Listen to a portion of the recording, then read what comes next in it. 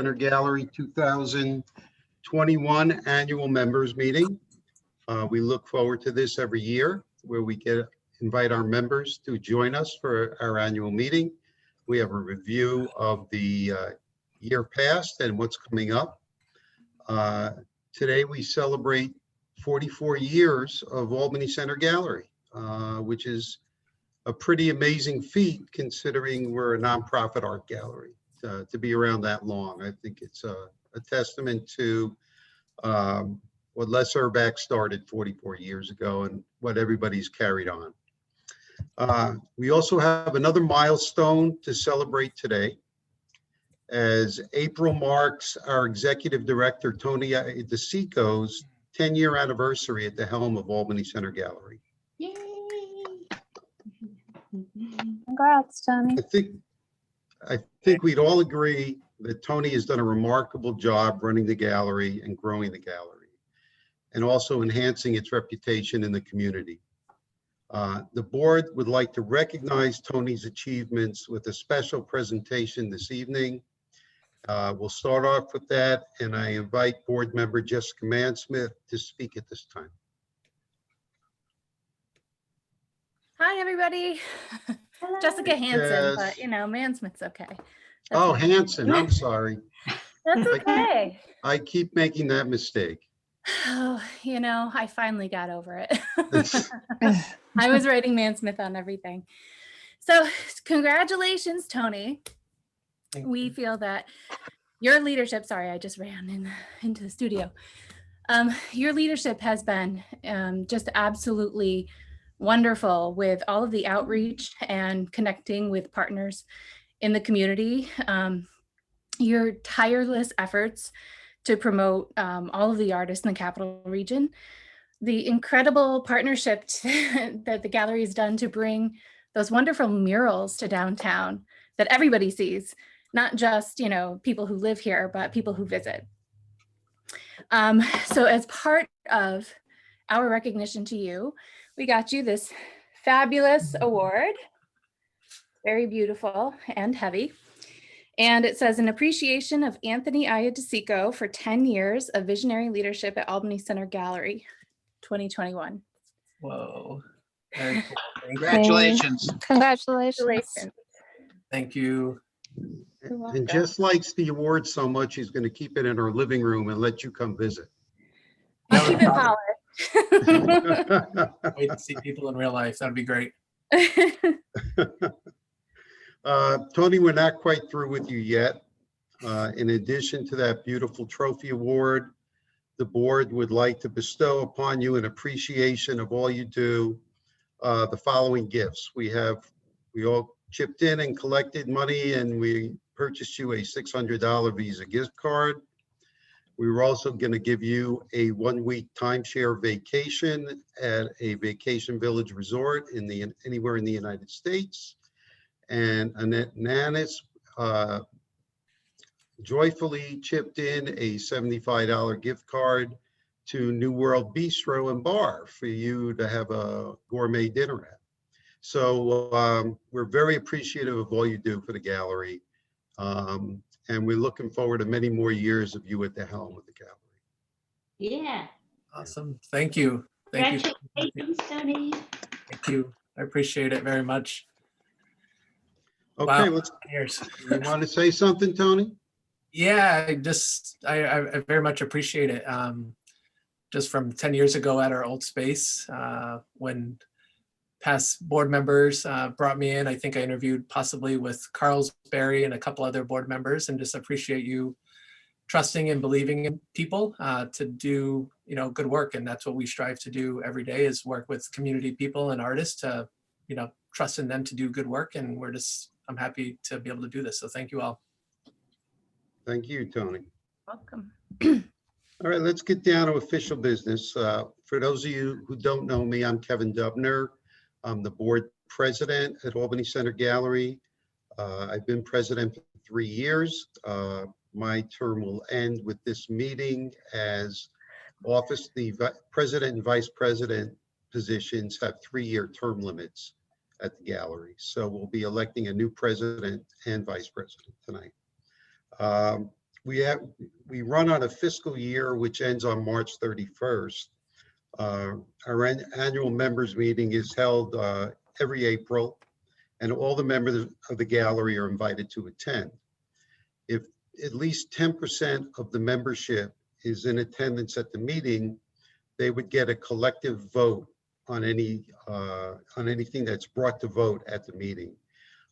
We would need at least 25 members to join for you guys to have a collective vote here, and we don't have that many. So when we do have a vote on the slate of directors, unfortunately, the members will not be able to participate in that.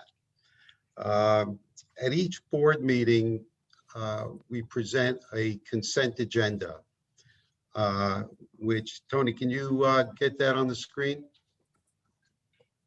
I actually took off a week, but yeah, sure. This, I'm in. Hopefully this doesn't show my whole screen. it's showing your old screen. Is it? No, It's it's just showing- showing. No, Okay. it's, Sorry. Is it showing mine though? My desktop is a mess, so there you go. There you go. Yep. All right, hang on. Okay, this is the consent agenda for this meeting, so members can get an idea of what a consent agenda looks like. The consent agenda shows our agenda for the evening, which is here, okay? And then continues on with the minutes from our prior board meeting. After that, we have the executive director's report, which is Tony's report on everything that's happened since our last board meeting. We also have a report from Karina, who's our development and membership manager. She gives her report on what's occurred under her responsibilities for the last month. Adrian, and sorry, Adrian, I can't pronounce your last name. Chime in, Adrian. Samatula, I think. Hi, sorry, it's Shamatula. Yeah, okay, thank you. She makes her report. She is currently the gallery operations coordinator. And then there's a president's report by me stating what has occurred since our last meeting, any issues that are ongoing that we continue to monitor and try and resolve. And then lastly, we would have committee reports. So we have a number of committees. We have a development committee, a finance committee, nominations committee, a PR marketing committee, and a gala committee. So if any of those committees had meetings over the past month, we would show the minutes from those meetings so all the board members could keep up to date with what's going on within the committees. So we present, like I say, we present the consent agenda at the beginning of the meeting. We then have a vote to accept the consent agenda as it's presented. So I would ask now if anybody has any questions on the consent agenda, any of the board members have questions or any corrections to the consent agenda. If not, then I'll ask for a motion to accept the consent agenda as presented. I'll make the motion. David Pav, can I have a second? Where's I'll Bill? second. Jess? Sure. You beat out Bill Harris, I think. Okay, all those in favor? Aye. Aye. Aye. Okay. All right, we'll move on to the next order of business. I'll give a little bit of a kind of a recap from my perspective of what went on in the past year. As everybody knows, 2020 ushered in the COVID-19 pandemic, and it became really a year of adaptation for ACG. We started the fiscal year, which was last April, with a 2-month shutdown of the gallery due to the COVID outbreak. And staff and the board worked kind of behind the scenes to ensure the gallery survival during that time. We were able to secure 2 payroll protection plan loans from the federal government to keep the staff employed during those shutdowns. The first loan was later forgiven and booked into income, and we will apply for forgiveness on the second loan soon. We reworked our budget for the coming year to adjust for the pandemic realities. Staff reworked our exhibits and our community event schedule. Many of the community projects were put on hold. Exhibits went virtual to ensure opportunities for artists to show their work, as well as patrons to view them. And everyone worked extremely hard to make sure we met our rework goals for the fiscal year 2021. And I'm happy to say that we closed the fiscal year with a net operating profit, which was our 5th year in a row with a net operating profit. So we're very pleased with the results of the year. Later on, Tony will report on the year that was and some exciting things that are planned for the new fiscal year. And our treasurer, Bill Pettit, will also do a deeper dive into the gallery's financials and give everybody an update on that. So at our annual meeting, we vote in our slate for the board of directors for the coming year. The president, as I said before, the president and vice president positions have a 3-year term limit. And today marks the end of my 3-year term as president of the board. We will vote in a new president today. It's been a very rewarding and enriching experience for me to serve as the president of ACG's board. I appreciate all the support I receive from my fellow board members, from Tony, Karina, the rest of the staff, volunteers and interns. Collectively, we have all worked to ensure the success of the gallery, and I really thank all of you for all your support. Thank you, Kevin. Thank you Thank you. for your presidency. Thanks, Jess. Yes, thank you for all your hard work. I appreciate that. For time efficiency, I'm going to introduce the slate of directors with background information on each of them. Directors, if I get anything wrong, or if you want to add anything to my description of your talents and occupation, then please just speak up and do so. Okay. So here is our slate of directors for the fiscal year that's going to be 2022. David Paff for president. David has had a long career as a real estate broker and is currently associated with Howard Hanna Realty. And David is also a premier sponsor at Albany Center Gallery.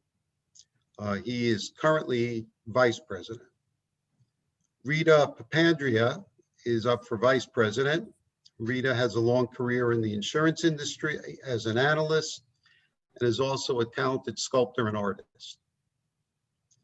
William O. Pettit III, the treasurer. We call him Bill.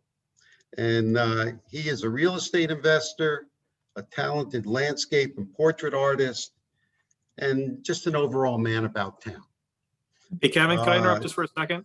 Yeah, Do you mind taking down your screen and putting up maybe the gallery mode so we can see sure. you? I will Thank you. do that now. Thank you. Thank you.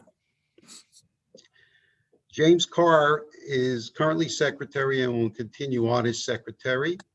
He is a government analyst with the law firm of Hinman and Straub, and he's involved in many charitable endeavors in the community. Those are our 4 offices up. And then for board members, and this is in alphabetical order, Lisa Brown, who's been on the board for a number of years. I don't believe she's on this call. She is the head of the Saratoga Independent School. Myself, Kevin Dubner, I am a financial advisor with Stewart Partners Global Advisory. I have been president for the last 3 years. Three years before that, I was vice president under Jess Mansmith, who was president.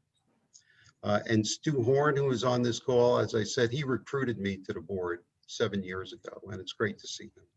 Stu was the president when I joined the board. Arzu Falahi is a senior concept artist with Unbroken Studios, which is a video game developer. She's a talented artist. She's new to the board this year, and she is one of the mural artists that you see behind the pump station. She did one of the murals there. Cosberry Gonzalez, he is retired. He used to work as a labor relations rep for New York State Department of Environmental Conservation. He is a longstanding ACG director, talented artist, and a Les Urbach Lifetime Achievement Award recipient. Jessica Hansen, not Mansmith, Hansen, is CEO of Jessica Hansen Consulting, advising nonprofits throughout the U.S. She's also a talented artist, and she is last year's winner of the Les Urbach Lifetime Achievement Award.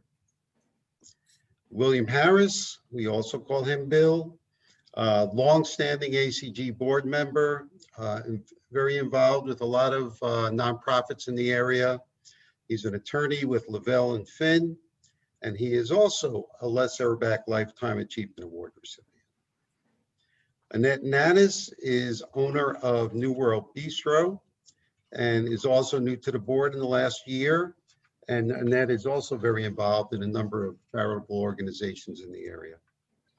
Hazal Kanazag Oster is a developer at Troy Web Consulting. She's a talented artist. And you can see Hazal's works up at Uncommon Grounds on Western Avenue right now. So if you want to see her work, you can take a look over there. Jillian Platt is CEO of Jillian Platt Medical Illustration, another talented artist, and is also a former gallery owner.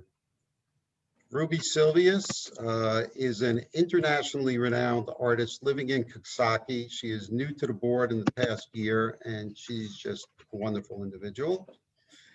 Melanie Stevenson has been on the board a number of years. She is a team leader at Vent Fitness.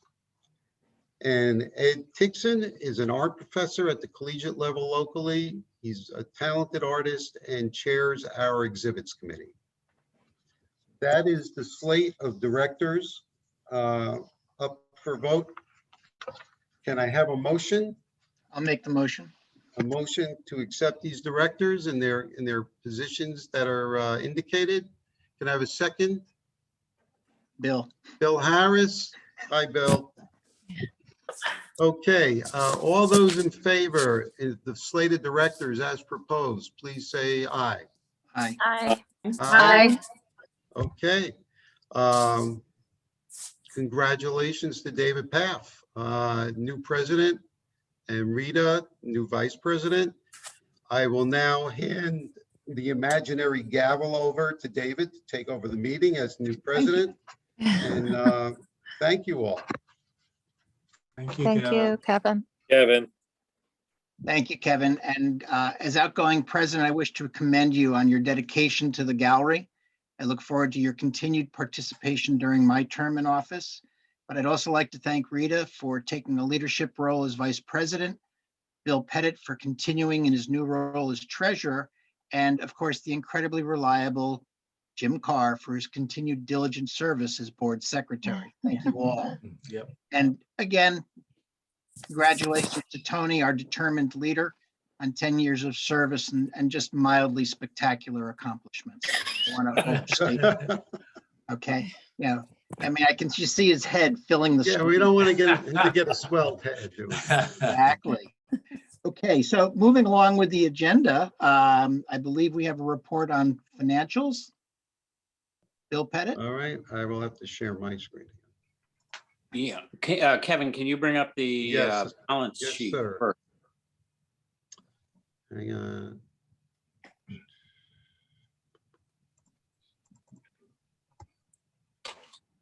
Which report would you like to see first? The balance sheet would be Okay, a good place to start. So this is a snapshot of where the gallery was financially as of March 31st, at the end of the fiscal year. So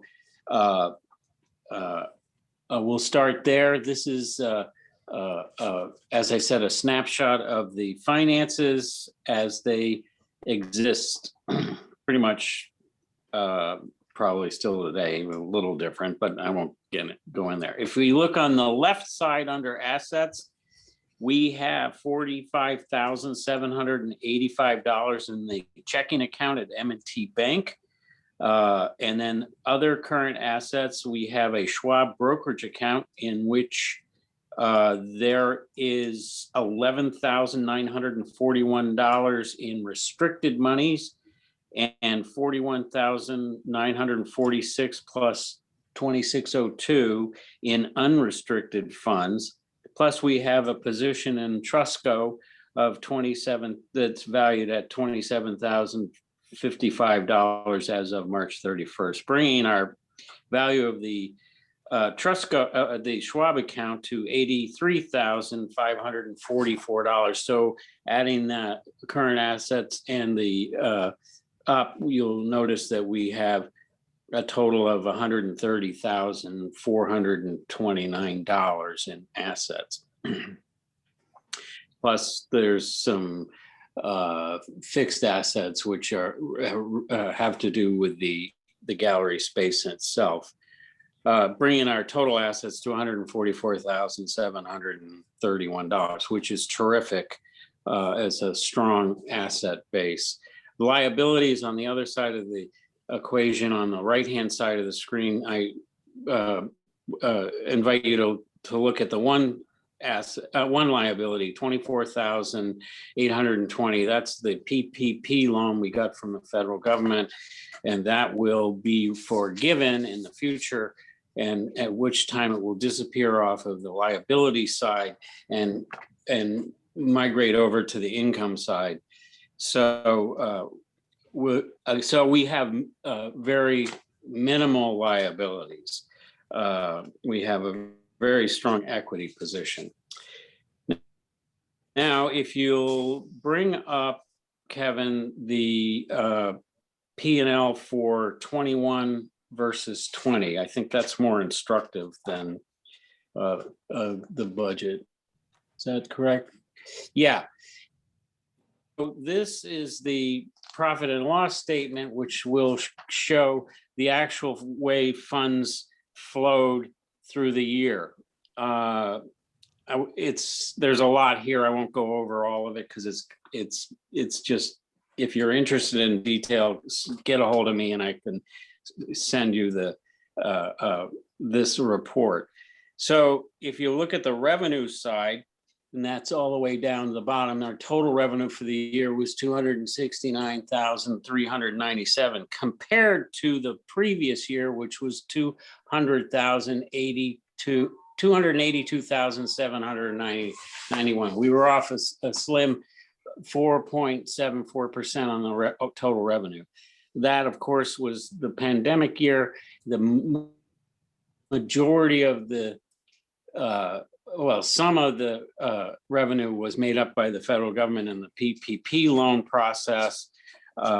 However, we should pat ourselves on the back because we did an excellent job on the revenue side for the year. Expenses, if you can scroll down, Kevin, to the bottom, you'll see that expenses were $261,869 for the year 2021, ending in 2021, up a little bit over the previous year by about 8%.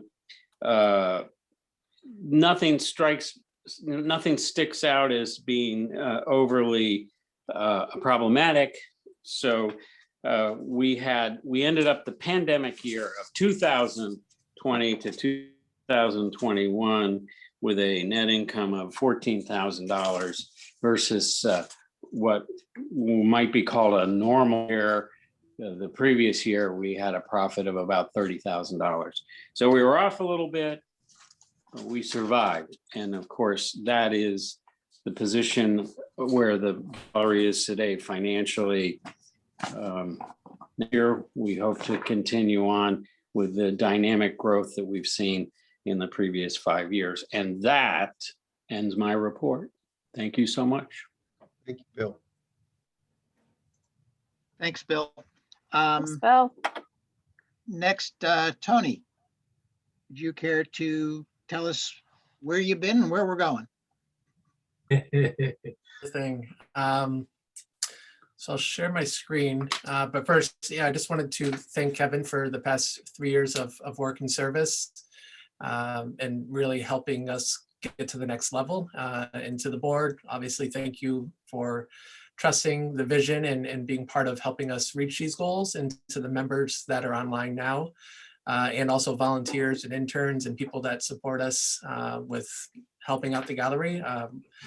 We couldn't do what we do without you, so thank you all for your help, because all of us together help us do all of the things we've done over the past many years, but this past year specifically. So I'll share my screen and you could see what we've done, where we plan to go, and how we'll get there. So hopefully this just says year in review. Oop. Is that good? Awesome. So yeah, so this past year, we were able to, with everything going on, we secured a DRI grant in 2019 to do 4 large murals in the city of Albany, specifically in Clinton Square area. This past year, or this past summer, we worked on 2 pieces. Hopefully with our social media and emails and every place we try to make sure we share information. You might be aware of some of the work, but it is something that we're super thankful for, to work with artists and to compensate artists. All of the projects that we do that involved artists and murals, artists are getting paid some serious money, and we're super excited for that, because part of our mission is to support local and regional artists, but also to provide art to the community. So our first piece that you see was by Boogie Rez, Sawubona. And also another project that we worked on with Jade Warwick, which goes by Trash Kid Art, was another piece that we were able to accomplish last summer, with the artists creating their visions, telling their stories, and really creating work that will hopefully uplift and inspire and educate the community. And we're just super excited. This year we have 2 more planned through the DRI program. So we're always looking for artists and creative people to get involved. And really all that we do is through collaboration and teamwork. So this one you'll notice is with the Barn, the Downtown Bid, the Parking Authority, New York State Homes and Community Renewal, and Redburn Development. And again, it just speaks to the level of when projects are happening, we're hoping that community chooses to work with us, because we want to make sure that projects are authentic and speak to a creative community, but also speak to the community of where the works are. We were able to host our 2nd annual bike tour. So for those on the call that have gone on either our walking tour or our bicycle tours, we've also had youth art tours. This is something that Karina has spearheaded for the past couple of years to help us make sure that we get support for these projects. So when you see the artwork, it's amazing that it's out there, but then now we're following up with programs that when artists go to these conversations and where community joins them, artists are actually getting compensated, between $125 to $150 just to go out and speak for 5 or 10 minutes about their artwork. And this is something we do to make sure that artists are being valued and that their work isn't being exploited, and that they get the same support that we want artists to get. So by working with foundations and funders, Karina is able to secure grants. This past year, it was through Discover Albany and the Fair Game Grant. And we're excited that this year we will hopefully be announcing some other future tours. But this is something that we're excited with, because it goes outside of the gallery walls and brings community together, which ties us into our community art projects. Before the pandemic hit, one of our pop-up exhibits that we worked on was at the Albany Public Library. And this is in partnership with the Capital District Women Bar Association and photographer Nina Berman. This was a satellite exhibit that we were hoping that would travel throughout the region. Obviously with COVID, it shut down. We did this show, I think it was February 29th, I want to say, might have been the opening. And this was one of our last shows or community gathering events that we hosted in 2020. Immediately after that, the state shut down around March 13th or March 15th, and the gallery followed suit as far as closing down as well. But we knew there was a greater need for things going on with the gallery and with the artists in the community. So with staff, board support, and also you'll notice a lot of our partners listed here. These are artists and partners from Troy, Schenectady, Albany, that really helped bring together this Creative Impact Artist Fund that helped put money in the hands of artists that needed it. And we were able to raise $10,000 through individual contributions, through some mini grants, and obviously through board support and contributions where artists applied to it. And they received a gift card of $100 in the mail. So this was something that we thought maybe $100 is a lot to some people, but to some people, $100, is like a week or two worth of groceries. It's bills. Really, we didn't want to limit what the money could be used for. We just knew that there needed to be support in addition to all of the other, essential service workers. For us, artists were the people that we were trying to also help uplift and make sure we're supported during a time where, it was uncertain. Artists were losing gigs, musicians. Really, it was just creative people in general, in addition to everyone was really struggling. So we were thankful to be able to play a part in that, in raising over $10,000. While the gallery was closed, we had the Mohawk Hudson Regional, which was our first show that we installed in March. And we installed the show and not a single person saw it in person. We took it to a 360 tour and we installed the show, had our doors locked for the month, and then we took the show down. And really, we wanted to make sure that we were still highlighting the artists. And last year, we were very fortunate that the board agreed to have artist stipends for the shows that we do. So when artists show at the gallery, they actually get compensated to show with us. This is outside of our member show or photo regional exhibits. So say, for example, if it's a solo show, that artist will receive $1,000. If it's a two-person exhibit, they share that $1,000, so they each get $500 and so on. So even though the shows weren't necessarily being visited in person, we were still actually able to send out checks and money to artists that were on display at the gallery. The one performance exhibit that we did was with Meg Afonso, and they worked on a body interactive performance. It was limited attendance. And again, we were being mindful of all of the COVID guidelines, but still trying to create things for artists to express and share and process a lot of the things that were going on. And I would say out of the 4 performances, all of those shows were sold out. And we're hoping that this upcoming year we'll be able to revisit that and also expand it into possibly youth programming where youth and artists in the community are able to take part in this performance as well. The summertime, we actually worked with local artist Jason Schultz. He's a member of the gallery, and also Cindy Schultz, to host a mini garden party. And you'll see the photo there with Tina.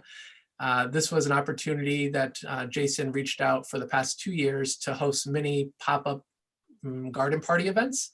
And through their support and outreach, Jason has donated to the gallery probably about over $1,000 for the past 2 years based on artist sales and wanting to support the gallery. So we're very thankful and happy that artists and members see the gallery as an important role and help support us as well, because when we get that funds, we try to put it right back into the organization to do a lot of the work that you're going to be seeing.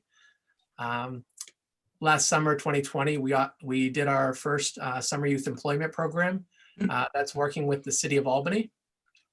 We were able to work with between 7 to 8 youth from either different schools or neighborhoods, but specifically we focused on Tony Clement's Center for Education, and also working with the Arbor Hill Development Corporation. And it was awesome because Bank of America actually helped support that initiative. So while students were here during the summer, they learned about art and creativity. They were with us from Monday through Thursday, about 4 to 5 hours a day, learning about art, creativity, having conversations, and really exploring, a lot of topics and conversations that are, very important and crucial at this time, but letting the youth have this place and platform to express and share those thoughts, ideas, concerns, and visions. And one of the stories that I think is very exciting is one of the artists on the left-hand side. When they walked into the gallery through the Summer Youth Employment Program, they said, "I don't like art. I don't know what art is. I don't want to do art."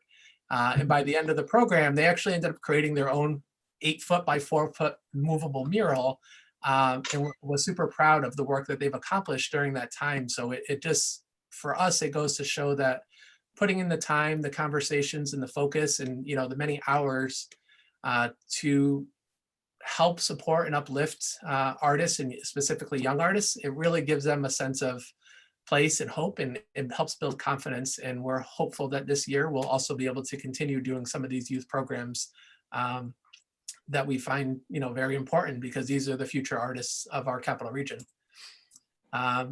Another project that we worked on with a local artist, Jade Warwick, that completed one of the murals this past summer. They started Amplified Voices, which is on the left-hand side. You'll notice that was the old McDonald on South Pearl Street that just recently sold. That will become a grocery store in downtown Albany, which we're super excited for. This was a piece that Jade Warwick worked with local artists and mentors, and also neighborhood individuals, to create a really large mural. It's about 8 to 12 feet tall, but it runs about 60 feet and wraps around. And this, again, was part of their program to really amplify the voices of young artists of color, and then also help pay artists and mentors to teach those youth. So we're just thankful and happy, again, that we get to partner and work with so many amazing organizations and individuals, similar to the Free Food Fridge, which is to the right-hand side. Jamela Anderson is a friend of the gallery, but also someone we work with to try to help support and uplift their programs that they're working on. This one specifically is located in front of the gallery, and is providing food and accessibility to neighborhood individuals and people throughout the community that might be facing food insecurities. I think this is maybe one fridge out of 7 or 8, but I think within the next maybe couple months, there might be up to 10 fridges, whether it's in Albany or in Troy, and possibly Schenectady. So again, we're just playing these parts and helping support other initiatives and visions. But a lot of that is because of the support that we get through the community to make sure that we're part of the community, and that we're not just necessarily a gallery space, but we're a community space as well, which I think is something that over the past 10 years and maybe even beyond that has been a focus, to make sure that we create art accessibility, and we make sure people do feel comfortable coming into the space and meeting them on their own terms, and making sure that we're there for the community. And now to the gallery point. This is an exhibit. These are just samples of work that we've done for this past year. As I mentioned, the Mohawk Hudson Regional was an exhibit that not a person saw in person, but was online. And our Portraits Healing of the Pandemic exhibit with artist Steve Derrick was an artist that was creating works based on first responders and healthcare workers that would send him photos via Facebook or Instagram, and he would create them. And you'll see a few of the samples, and actually send them off to those healthcare providers and workers. And we were fortunate enough to talk with Steve while he was in the process of creating the works, and had an exhibit in part of the gallery. This was the first time that we've actually ever split the gallery into 2 sections and had multiple shows going. And with this show, Steve gained national exposure based on the work that he was doing, the stories he was telling, and also, the support and hopefully the connection through everything that was going on with the pandemic, and how artists, again, are using their creativity to help have conversation, talk about things, and really trying to uplift and inspire people. Another exhibit that we worked on while the Portraits of the Pandemic show was going on was the Dwayne Todman exhibit. And Dwayne Todman was a member of the gallery. And in last year, he was tragically murdered in Schenectady. And, that stuck with us a lot, because he was an artist working at an art space, stepping in to help someone. And, his life was taken shortly. We thought it was a great honor, in talking with his family and friends as well, to help organize a show in his honor, and just having conversations via text message with him for many years. One of his life goals was to actually have a show at Albany Center Gallery. And it's unfortunate that it had to be after his passing, but we were super thankful and happy that we were able to pay those respects, and with that, start a foundation with his family, the Dwayne X Arts Foundation, which we are still working with currently, and they will actually be helping us when we do youth art programs to provide backpacks with art supplies that will then be given to the youth that we work with. So that way those youth can actually continue to make artwork outside of the summer youth program that we do, or the art projects that we do that are focused on youth. So that's something that, you know, it's a tragedy, but we're also very thankful that we can help support and uplift his family and help with the healing and sharing Dwayne's story.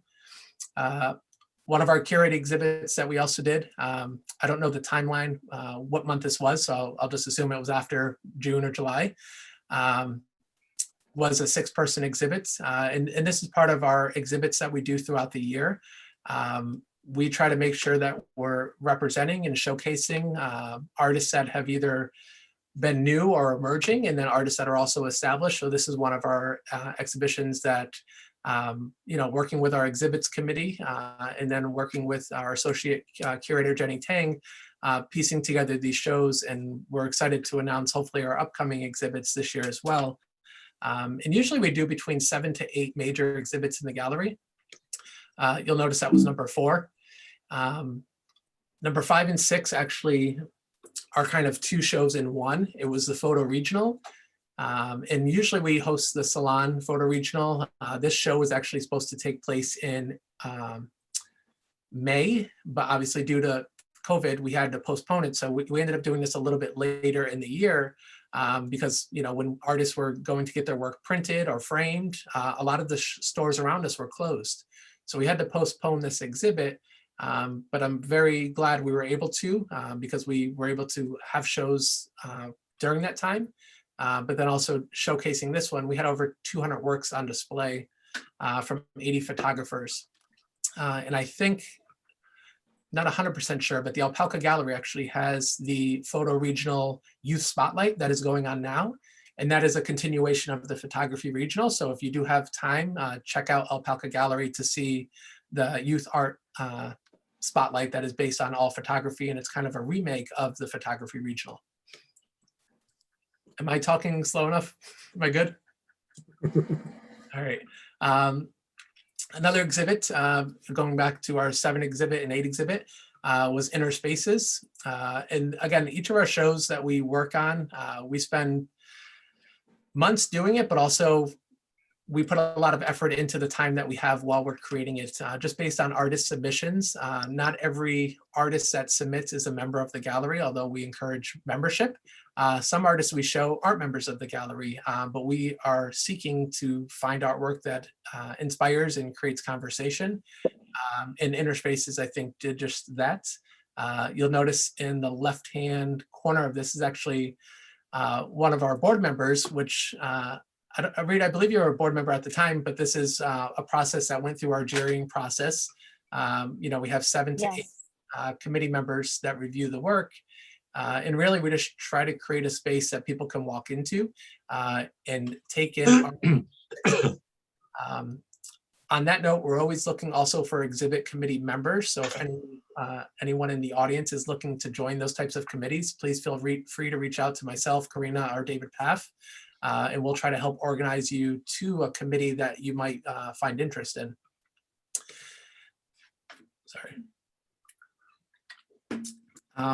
Our next one was our December exhibit, which took place in December and goes until January, was our annual members show. Again, with coordination and logistics, obviously with COVID being how it was the past year, having an art show isn't as easy as just artists dropping off, us hanging up artwork on the wall. You know, we're coordinating about 125 to 130 people dropping off, making sure they're safe, making sure the artwork is safe. So a lot of that is, you know, the coordination and planning that kind of goes on behind the scenes, as Kevin mentioned. But really, it's to make sure that we're able to do as many exhibits as safely as possible as we could. And the member show is always a really exciting place to have work. And I think that around over $3,000 in sales through that exhibit. So it's also a platform and a space where members are creating some good opportunities for sales. And then this is just by the numbers. Our member show was 110. The photo regional was 80 artists. curate exhibits was 20 artists. So in total, we did around 210 artists' works on display this past year, in totaling almost $9,000 in sales. For our gala, if you were able to attend the gala, it was similar to a Zoom event, but we tried to energize it with performances and conversations, and really just trying to create something that would entertain people, but also let people know why they support the gallery and how important it is, especially during challenging times. And we raised over $45,000 on that event. So we're hoping by the end of this Zoom meeting, we'll also have $45,000 from all of you in this group. So thank you in advance. That was a joke. Yeah, so our Masquerade for the Arts Gala, obviously we were trying to be mindful and respectful of the situation we were in, but we've done masquerades for many times throughout the years of our existence. I actually have one mask. For those that remember the Masquerade Gala, it was actually a throwback to one of the Masquerade events that the gallery hosted, and we thought, it was a good timing to do our Masquerade for the Arts, and really it was to support the arts. It was really to aid the arts. We hosted it in our gallery space. We had about 7 to 8 people that you can see in the left-hand side that really helped make the whole gala go smooth behind the scenes. We sold 99 tickets, which was, again, pretty awesome to a Zoom event.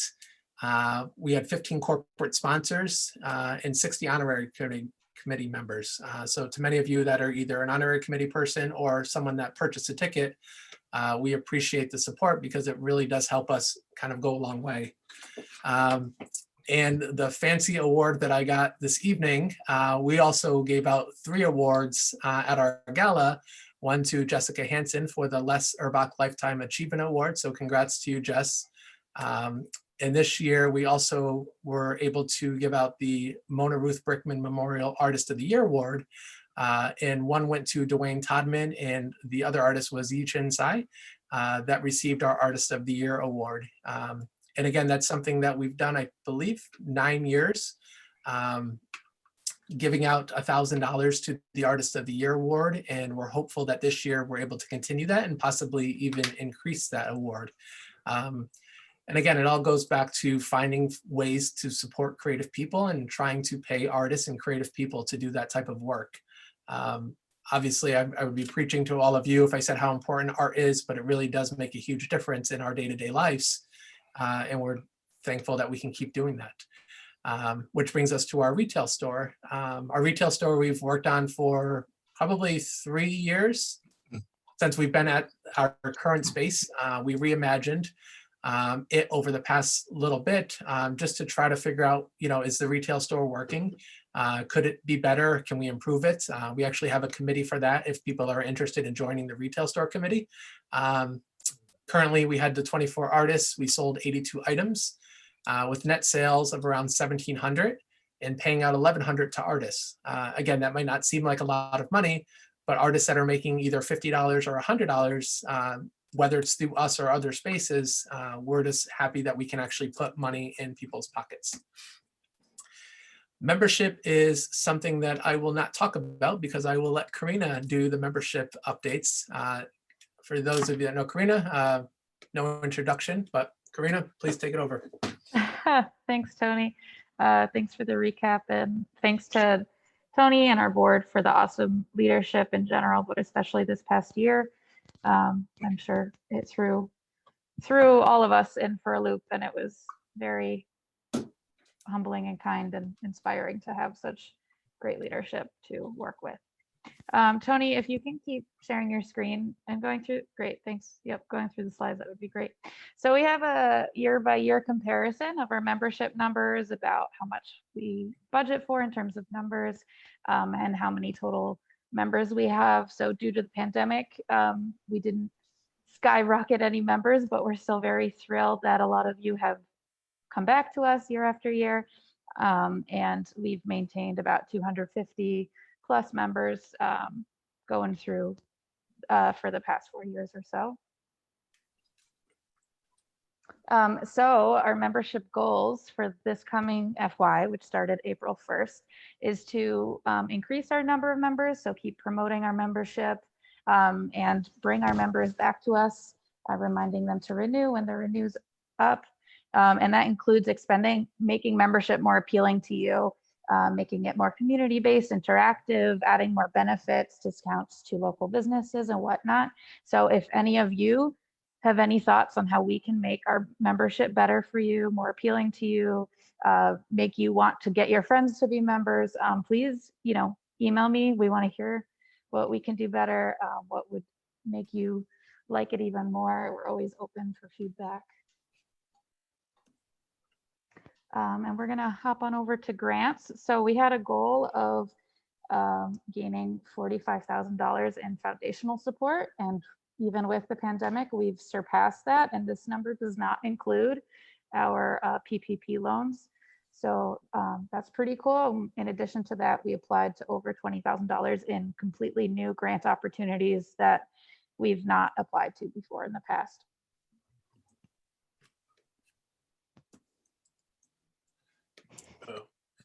Got it. Awesome. So we'll go back. Now I'll hand it back to Tony.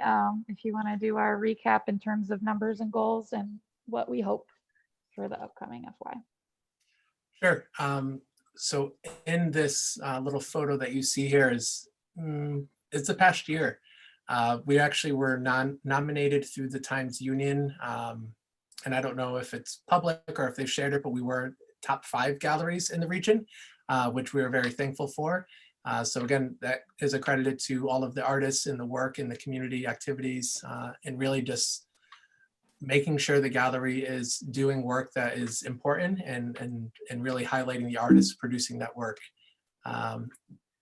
Again, over just an overview, I can go down the list. We had 8 exhibits, 200 artists showing in the gallery space.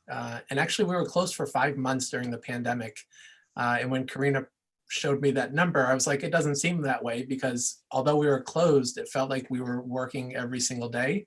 And we were remotely. And for those of you, adjusting to that working remote schedule, there's more things to coordinate and figure out, but we were trying to do the best we could and making sure people were safe, making sure staff was in a good place. And all of the work that you saw in the past, 15 minutes of me just talking, was done with us being closed for 5 months. So it just speaks to the amount of effort from staff, from volunteers to board members, that we're continuously dedicated and focused on trying to find opportunities and recreate opportunities as well. 2 Capitol Walls murals that were complete. We hosted a few pop-ups, community collaborations. Again, a lot of what we do is through partnership, which we're super excited for. And we added a new part-time position, the gallery operations coordinator, which we are super thankful to welcome and have Adrian help us during that time, which is super exciting. Right now, again, this is just kind of the financials. Kevin and Bill went over the numbers. This is kind of the charts visually to kind of break it down. As Karina mentioned, we did pretty well as far as our grants, but I think it's pretty exciting that we paid out over $45,000 this year to artists to create work, to show their work, for consulting projects and things like that. You'll see a lot of the breakdown here that we do. Total contributions are individual contributions. It's people, if they have an extra $5 or $20 or $50, getting those supports really does help allow us to do this work. Our memberships were about 8%, and fundraising is about 17%. And this is a big difference from the past few years. And obviously we're trying to make it to where all of these are kind of equally spread, because it is nice to have income coming in from different types of projects, initiatives in different areas, just in case, for example, funding dries up or opportunities aren't there for future. For the expenses, you'll notice the payroll that goes to obviously our support, our staff, and things like that, which really, again, help us do that work. So we're happy, and the board is very happy to pay people, which we are supportive of doing. Paying out artists about 17%.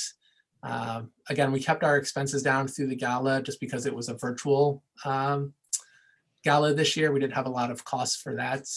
And then just our rent, utilities, and things like that. So really, we're just happy that we are in the positive for this past year. And our goal is to keep building.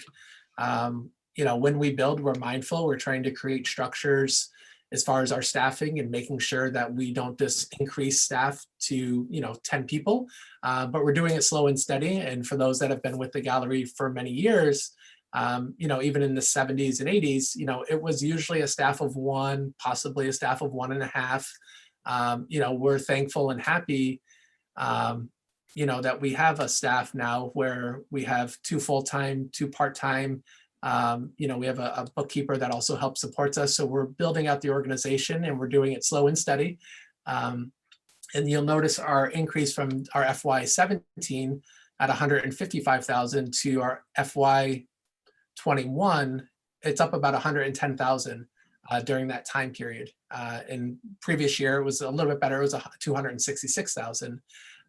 So it just goes to the trust and the support that the board gives when we create these budgets to make sure that we have projects and programs lined up that also help us bring in revenue, which then helps us work on the next year. So we're continuing to build that with our development committee, and new possible plans and vision. We're also going to try to reach out to more corporate support and sponsorships to help us grow staff, which then more hands make light work, but it also helps us do more work.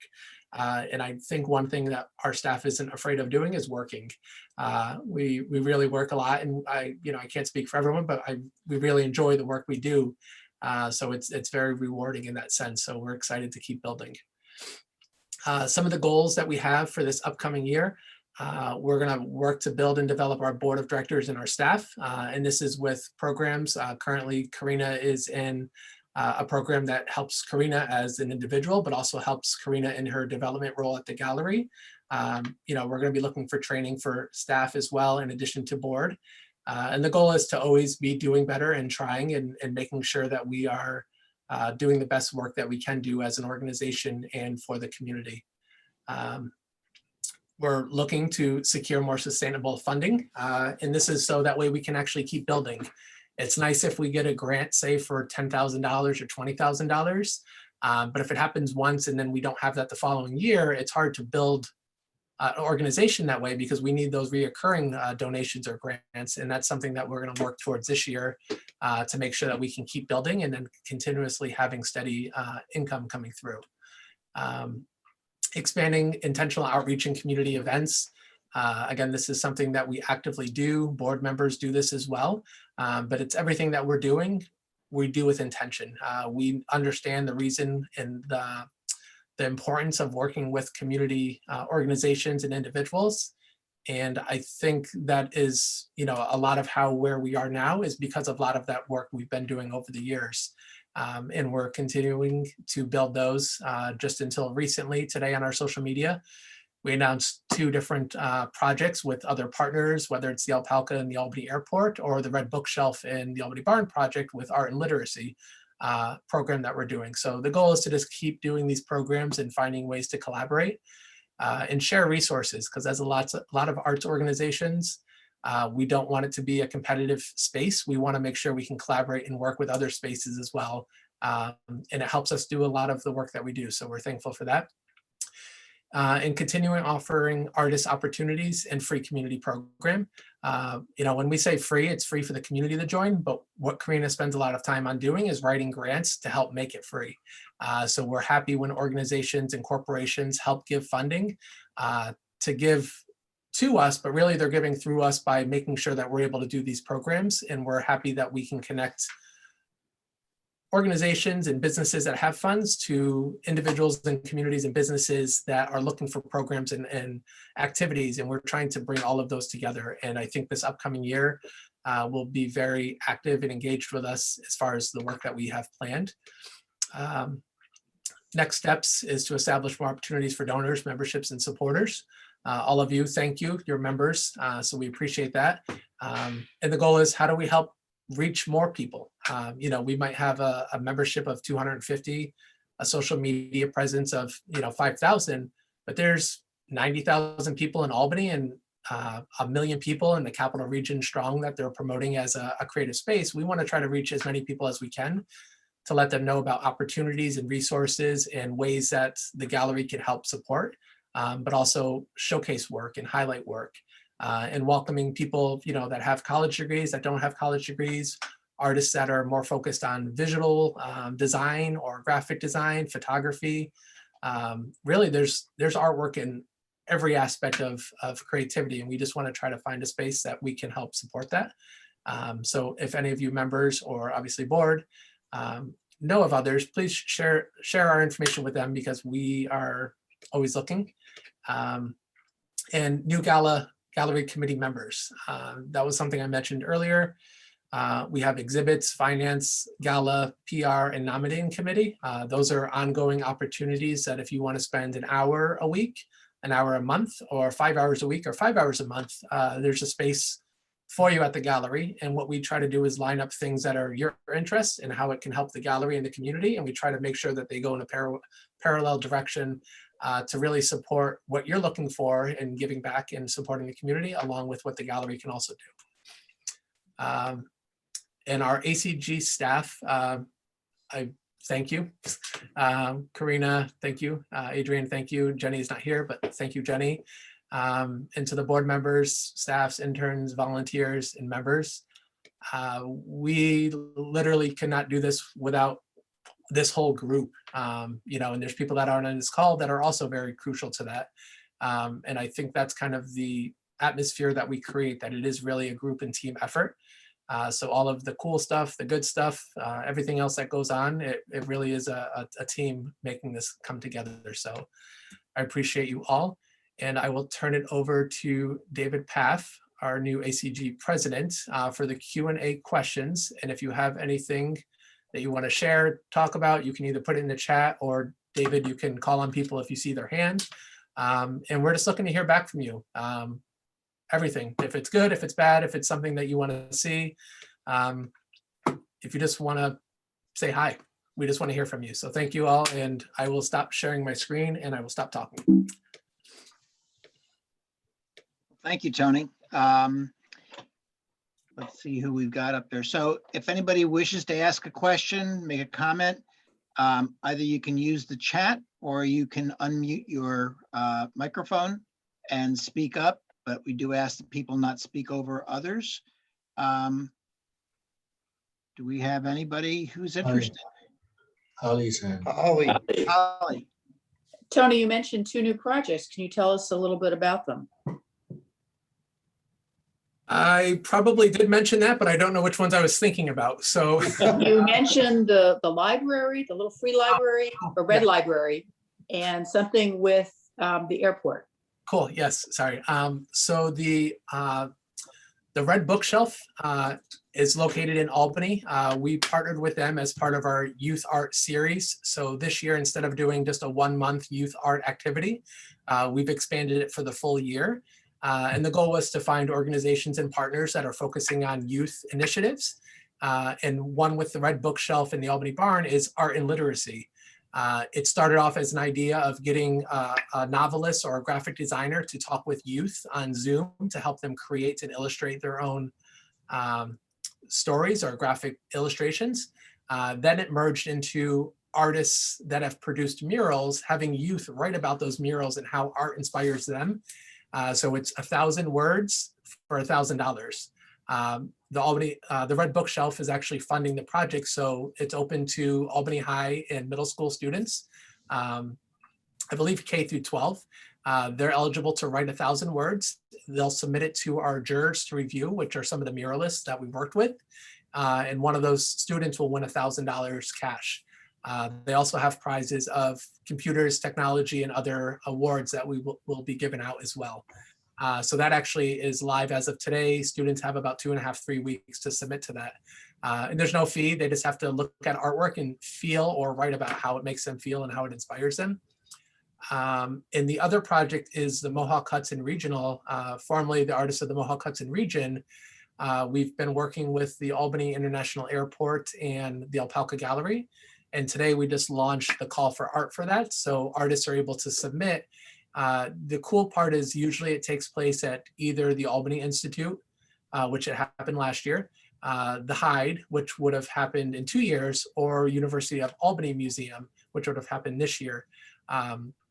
Because they weren't able to do that with COVID and shows being pushed and delayed, especially institutions like that, they plan out a year or two in advance. They didn't have the space for it. So Tamis from the Institute reached out and asked if the gallery would help lead that initiative. And that gets us not into trouble, but that gets us into a space where we're like, sure, we got to do something. So we had a community meeting where artists and institutions met. And we decided that the gallery, the Alpaca Gallery, and the Albany Airport will actually have the Mohawk Hudson Regional take place at 3 venues this year that opens in September. So that's a cool initiative. It's, I believe, 85 years going. It's one of the longest juried exhibitions in the country. And this year we're reimagining how that looks. So we're excited for that. Thanks, Tony. So I'm just looking here. We have a question in the chat. No, we don't. Okay. If somebody wishes to say something, Tony. I have a question. Sorry. Margot, what are you eating for dinner? Hold on. Okay. Well, I'm sorry. I have a board meeting actually 7 o'clock, so we're just wolfing down leftovers. It's actually leftover matzo ball soup and leftover Indian food that I made the other day. Sorry. So since I have the floor, great job to everybody. It's been a challenging year for certain, 2020. So I've just enjoyed hearing a very comprehensive report from everybody. You're doing a great job and just looking forward to spending more time in the gallery. So thank you. Thank you. Enjoy. Okay. Anybody else care to speak up? That's the best way of our seeing if you're out there, or that you are out there. I would like to the California contingent as well. You know, I traveled 3,000 miles for this. You know. We thank you so much, Stu. Indeed. All right. Well, let's see here. So I just want to mention a couple of, well, one thing in particular that's really not so little.